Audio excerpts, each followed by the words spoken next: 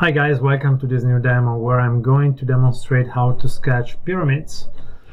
So as usual, the first thing that I'm going to do is to sketch a horizon line. And you know that I like to keep it very artistic, but again, not mandatory, it's really up to you. First thing that we're going to think is what is a pyramid going to look like in the top view. A pyramid is basically a rectangle.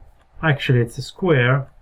And so each side has the same length, and then you can see how we have basically a couple of 45 degrees lines like this. So top view is like this. Remember that the pyramid in this case is parallel to the horizon line, but you can have a pyramid that basically looks like tilted to an angle like that. So what is this showing to you? This is basically showing to you that a pyramid contains two groups of parallel lines. It could be this, and then of course we have another group of parallel lines. In this case are this, which means two vanishing points. What if we have a pyramid tilted to another angle like this? In this case we have again two groups of parallel lines, but because these two groups of parallel lines are different from the first pyramid, I'm expecting another two vanishing points. So these two pyramids will have 4 vanishing points. Great, so let's pretend that I want to sketch one of these two. I'm gonna sketch, in this case, pyramid number 1. I will have to design basically a couple of vanishing points. I'm gonna keep one very far from the scene like this, and then I need another vanishing point here. Great. The second thing that I'm going to do, I need to identify the base, and pretty much I like this one. I'm going to connect the vertices like this. Make sure you sketch straight lines, sometimes it's difficult. Great, so now I have the center of the pyramid. The base is going to be A, B, C, and D. The next thing that I'm going to do, I'm going to sketch a vertically straight line that is going to identify how tall my pyramid is. It could end here, so vertex, but it could end here, it could end here. You decide, depending on how you want to design your pyramid.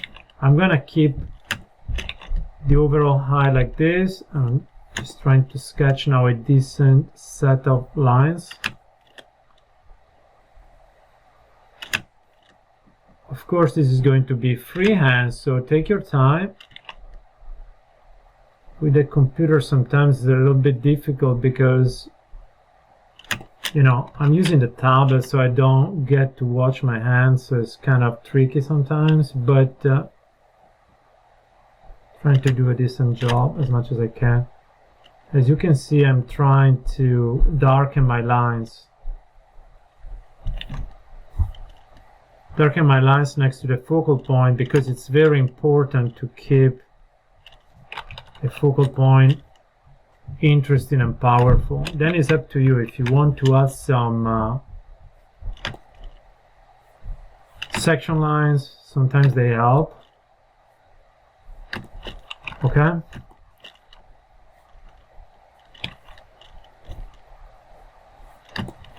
And I'm also going to mark this line as well because I think it's very important.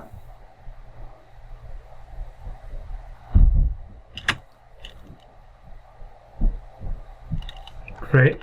So that's how you sketch your pyramid. I think it requires also this line to become a little bit darker. I think it's pretty okay. What if we want to sketch a pyramid? So this is pyramid number 1. What if we want to sketch pyramid number 2?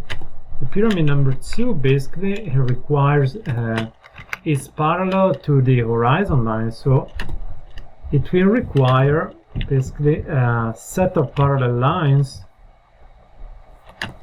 like this. So this is V1, and V2 is basically parallel to the horizon, and so I don't even see it.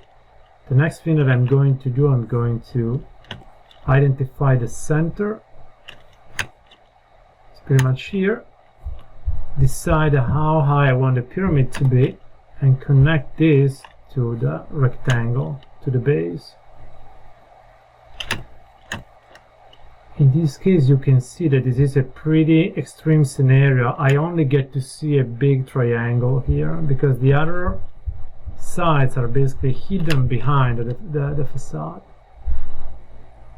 Okay, that's pretty much the scenario. Usually I like in my drawings to add some details close to the focal point, just in order to attract the attention next to the focal point.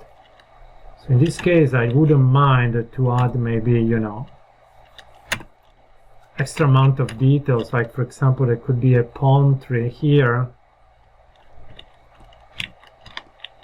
a couple of people maybe here, and why not, there could be like a big door.